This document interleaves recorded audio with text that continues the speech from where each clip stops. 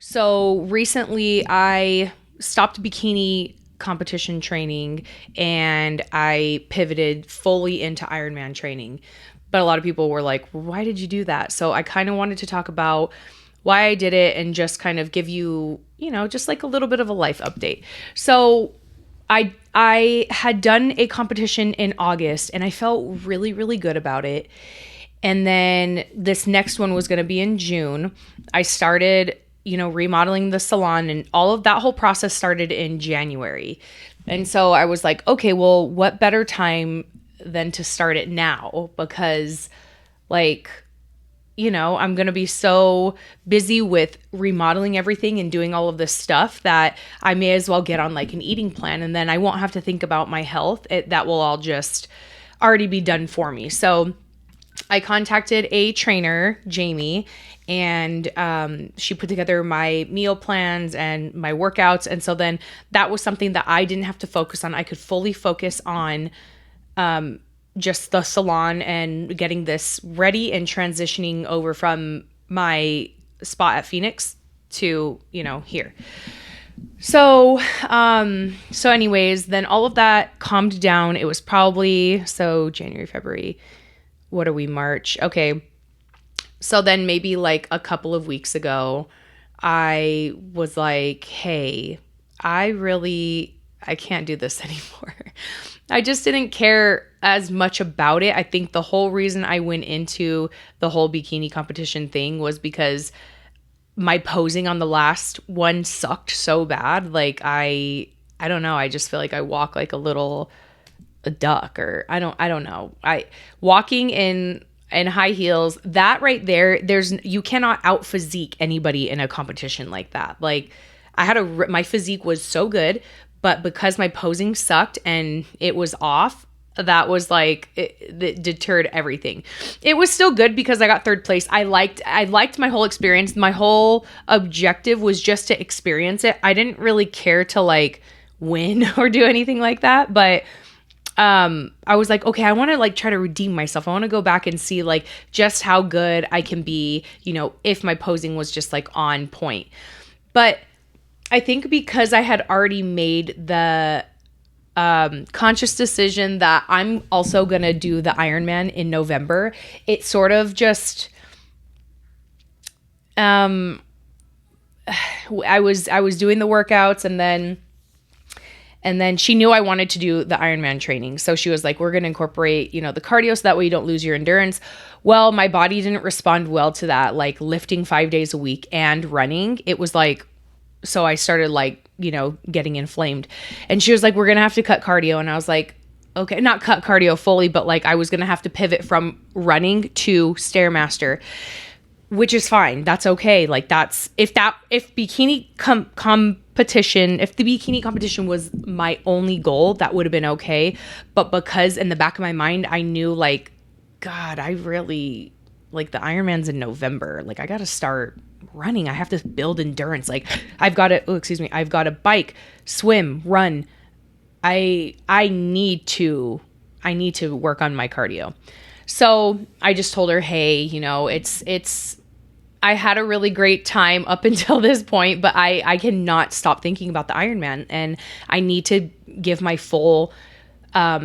the full fitness portion of my life that attention, because it just got to be too much for my mind. Is like focusing on the salon, focusing on the kids, doing the bikini competition, and then in the back of my mind also thinking about the Ironman, which I couldn't stop thinking about it. And that's how I knew too. Like the second I told her, she was so great about it. She was like, oh, no problem. The stage is always waiting. And she's just like such a sweet girl. So she's like, reach out to me whenever you're ready, which I will. If I do decide that I want to do it again, Jamie is who I'm going to reach out to. Like this is her whole life. She lives and breathes bikini competition and bodybuilding, just that whole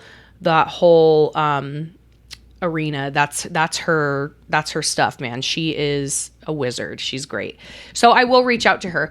But I knew the second I told her, the second I sent the text and she wrote me back, it was like a weight had lifted off of me, and I was just like, that day I ordered 2 books on the Ironman, and since then I have just been so happy and excited every single day to learn more and more about this. And I think that that's sort of, when it comes to new fitness challenges, is why I like doing them so much, doing things that I'm kind of like, well, for one that I don't know anything about, that just kind of looks challenging, and I'm like, ooh, I wonder if I could do something like that. Like, that looks kind of crazy. And so things like that intrigue me. And so I'm learning as I go, which I just love. So that is why. And so now I'm full on, like, I'm so excited and freaked out to do this Ironman. And that's how I know I'm supposed to do it. Any kind of scary, fearful feeling I feel within myself, that's always a signal to my mind, is like, oh, you should do it. If that makes you scared, you should do it. Because that's where the growth happens. And not that my mindset is like, oh, I want to grow. It's just like, I want to experience something new, and I want to challenge myself, because every challenge I've done thus far physically, you build a little more trust with yourself. I said to myself years ago, I think I want to do an Ironman or a marathon. And I had never ran that far in my life. I think the farthest I'd ever run was like 3 miles. But I said, I'm an athlete and I can do anything. And I pushed like children out of my body, so I can do it. And I think that's where it started, is that was like the hardest thing I ever did, was giving birth. And then after that, I was like, oh, whoa, wait, my body is incredible. So if that's true, then I can do anything I put my mind to. So then I looked at the marathon and was like, I could totally do that, because I pushed a baby out of my vagina. So what's a marathon, you know? And then sure enough, I bought a few books on marathon training, trained myself, and I got a 3:58 on my first marathon, which it's breaking 4 hours. And I know the 2-minute thing doesn't really seem, when you're not like a runner, it's like, okay, you basically ran it in 4 hours, which, yeah, but I broke 4 hours. Those 2 minutes matter. And so that was cool. And then I was like, okay, I can put that to bed. And then I think, I had done an interview with Jamie like a couple years later, and, she was doing the bikini thing, you know, and she was telling me she had just won, I forget, I'm so bad at the acronyms. It's like OBC or OCB or IBS, something, irritable bowel syndrome. One of my friends asked me, what are you doing? And I said, IBS.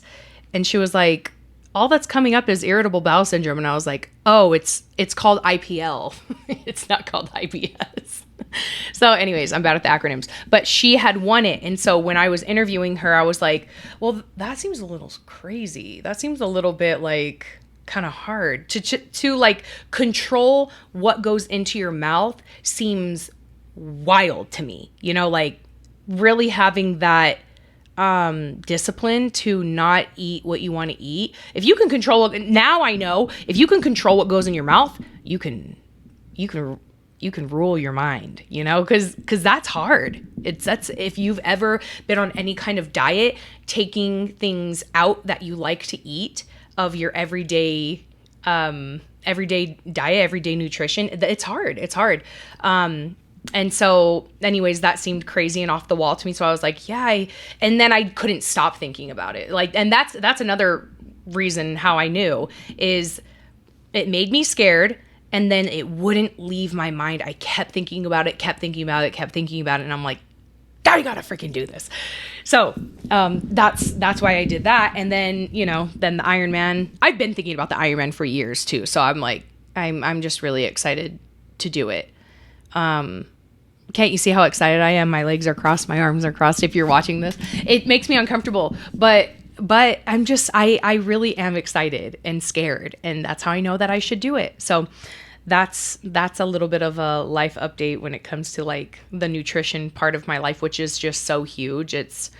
I love staying active and eating good, and it's important. It's important to teach our kids that, and it's important to live it, because if we don't live it, then our kids are going to be like, yeah, why should I eat that apple? You know, you're not eating any apples. So, yeah, there's that.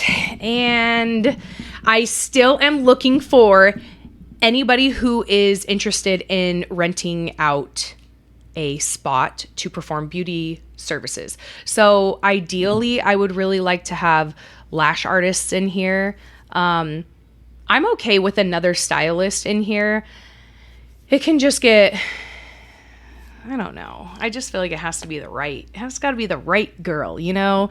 And all that, like renting out my space, just, I think I've like talked about it on my last video, but, and if you've come in for a service and we've just chatted about my new business endeavor, I get nervous to rent out to people. And I hate that I keep talking about it because I want to just speak positive things into my business. But that makes me nervous because every interaction that I have with beauty industry professionals from here on out, I want to be positive. And I know that sometimes with the whole renting situation, it can get weird and it can get negative. But I just want to preface with the fact that I don't want to be anybody's boss. I don't want to tell you what to do. The people that I'm looking for to rent out from me, number one is just going to be 2 people. I'm going to max it out at 2 because I feel like the space is big and I want to enjoy all of this space. I don't want to cram it up with people. So I'm only looking for 2 people, whether that be 2 lash artists, people who do makeup, people who do brow laminations, whatever, and like a stylist. No more than 1 other stylist though. And so, oh my God, where was I even going with that? So I don't want to be your boss. I want you to come in and have your books like already. I'm looking for seasoned estheticians or seasoned hairstylists because I'm not like looking to do team meetings. I'm not looking to like build the Social Avenue brand as like a hair thing. I already have my set clientele and I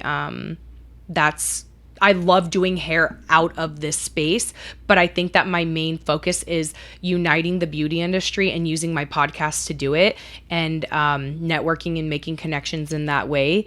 I just want to unite the industry. So that's my main objective. My main objective is not to build Social Avenue into like Tucson's Salon. I could care less. So when you come in here, it's going to be to like just rent out your space and perform and make as much money as you want to make. But like I said, I'm not don't want to be your boss. Don't want to do that. I want you to come in, already have your books like going and just like, let's enjoy each other's company. We are not family. I think that is a big red flag. Me and my husband were just talking about this is like when you join any kind of salon environment and they're like, we're family. It's like, run. You're not family.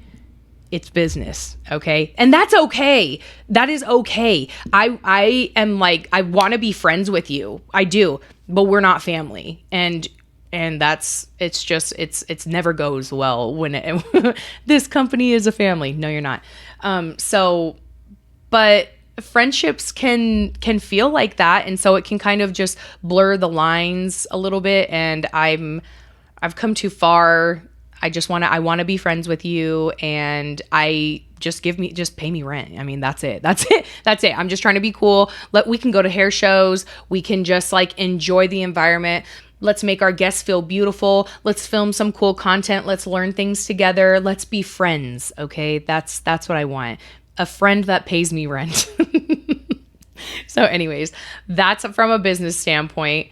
And what else? I mean, I don't really feel like I'm going to use this platform or really any platform to talk about my family because I like to kind of keep that a little bit more personal and under wraps because I just think that people are freaks. And I mean, not you guys aren't freaks, but other people are freaks. And so if the wrong person gets a hold of a picture of my child, you just never know, you know? So I don't post them on Instagram. And I know that kind of sounds, I was talking to Dr. Allen when he was doing my dental work, which shout out to Dr. Allen. He did my veneers. I freaking love that guy. He's incredible. The best dentist in Tucson. And I was talking to him and he was like, do you do men's cuts? And I was like, no, I don't do men's cuts because okay, whoops, sorry. I forgot I had to color my hair before my guest gets here. So, where was I? Oh yeah. I don't do men's hair. So the reason why I don't do men's hair is because, I don't know. I just, it's so messy. And honestly, actually, no, it's not messy. Cause this is messy. Let me be real. The reason why I don't like doing men's hair, and I have like 3 men's guests, and those are like guys that like I trust. I've done their hair for years. I just don't advertise it anymore because in Phoenix Salon Suites, I was in a small little room by myself and I didn't like have any backup. Do you know what I mean? And so like, it's the same thing in here. It'd be me and this guy that if it's a new guest, I don't know you. I don't know if you're a creep. I don't know if you're here to kill me or what. At least if it's a girl, I have a fighting chance. I mean, I could have a fighting chance with a guy too, but you just never know. I don't know. Guys are just, you just never know. And I don't want to take any risks. So that's why I don't do it. It makes me uncomfortable. And yeah, that's why. And God, what else? What else did I even come on here to talk about? I mean, I'm really excited to bring you guys some awesome interviews. I have lined up. One of them for sure is going to be the coach of the U of A cheerleaders, Vanessa Romeo. I cannot wait to interview her because I just have so many questions involving the beauty industry, and she's just had such an incredible career.